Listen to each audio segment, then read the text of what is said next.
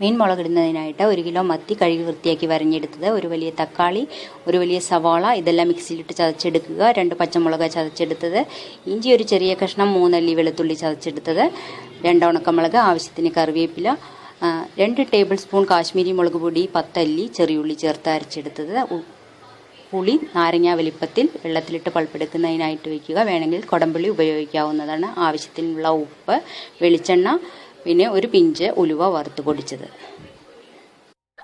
സ്റ്റീലിൻ്റെ ഒരു പാൻ ഞാനിവിടെ ചൂടാവാനായിട്ട് വെച്ചിട്ടുണ്ട്. അതിലേക്ക് 1 ടേബിൾ സ്പൂൺ വെളിച്ചെണ്ണ ചേർത്ത് കൊടുത്ത് ചതച്ച് വെച്ച സവാള ഒന്ന് നന്നായിട്ട് വഴറ്റിയെടുക്കുക. അതൊന്ന് നന്നായിട്ട് വഴന്നു വരുമ്പോൾ അതിലേക്ക് ഉണക്കമുളകും കറിവേപ്പിലയും, ഉണക്കമുളക് ഞാൻ പൊട്ടിച്ചിട്ടില്ല, അതങ്ങനെ തന്നെ മുഴുവനായിട്ടും ചേർത്ത് കൊടുത്തിരിക്കുകയാണ്.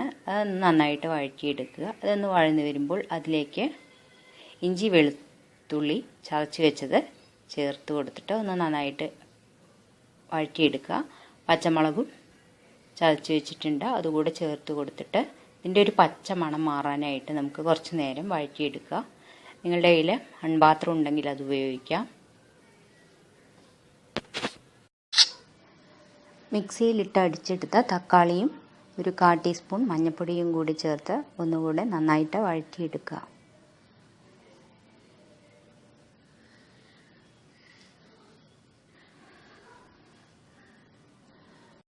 കാശ്മീരി മുളക് പൊടി, 10 അല്ലി ചെറിയ ഉള്ളി ചേർത്ത് അരച്ചതാണിത്.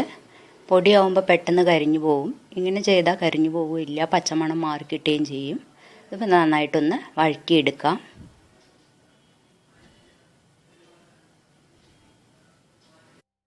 ഇപ്പോൾ പച്ചമണമൊക്കെ മാറിക്കിട്ടിയിട്ടുണ്ട്. നമുക്കിതിലേക്ക് പുളി പിഴിഞ്ഞ് വെച്ചത് ഒഴിച്ചു കൊടുക്കാം.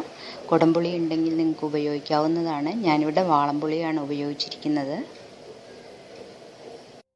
ഇനി ഇതിലേക്ക് ആവശ്യത്തിനുള്ള വെള്ളം ചേർത്ത് കൊടുക്കുക. ഉപ്പുപൊടി 1 ടേബിൾ സ്പൂൺ, 1/4 ടീസ്പൂൺ ഉലുവ വറുത്ത് പൊടിച്ചത് ഇതുകൂടെ ചേർത്ത് കൊടുത്ത് നമുക്കിത് അടച്ച് വെച്ച് ഒന്ന് തിളപ്പിച്ചെടുക്കാം. അരപ്പ് നന്നായി തിളച്ചു. ഇതിലേക്ക് മത്തി ചേർത്ത് കൊടുക്കുകയാണ്. മുഴുവൻ മീനും ഞാനിതിലേക്ക് ചേർത്ത് കൊടുത്തിട്ടുണ്ട്. അത് നമുക്ക് അടച്ച് വെച്ച് ഒരു മീഡിയം ഫ്ലെയിമിൽ വെച്ച് 15 മിനിറ്റ് കുക്ക് ചെയ്തെടുക്കുക. ഇടയ്ക്ക് ഒന്ന് ചുറ്റിച്ചു കൊടുക്കുക. മീനെല്ലാം വെന്ത് കറി കുറുകി വന്നിട്ടുണ്ട്. ഇനി നമുക്ക് തീ ഓഫാക്കി കൊടുക്കാം. ഇതിലേക്ക് ഇനി 2 തണ്ട് കറിവേപ്പിലയും 1 ടേബിൾ സ്പൂൺ വെളിച്ചെണ്ണയും കൂടെ ചേർത്ത് ചുറ്റിച്ചെടുക്കുക.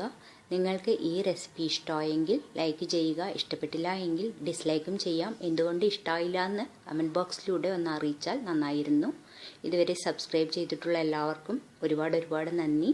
Thank you for watching ബിന്ദുസ് kitchen Malayalam.